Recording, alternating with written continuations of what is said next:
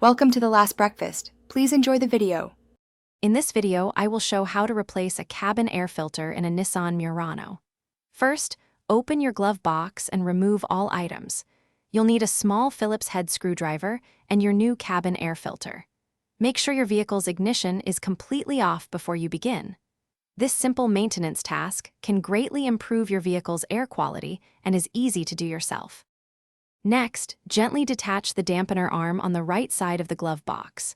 Then, carefully press inward on both sides of the glove box to release its stops, allowing it to swing down completely.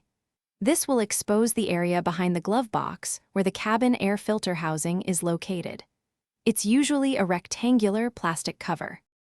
Now, unclip the two tabs on the cabin air filter housing cover and pull it off. Carefully slide out the old, dirty filter.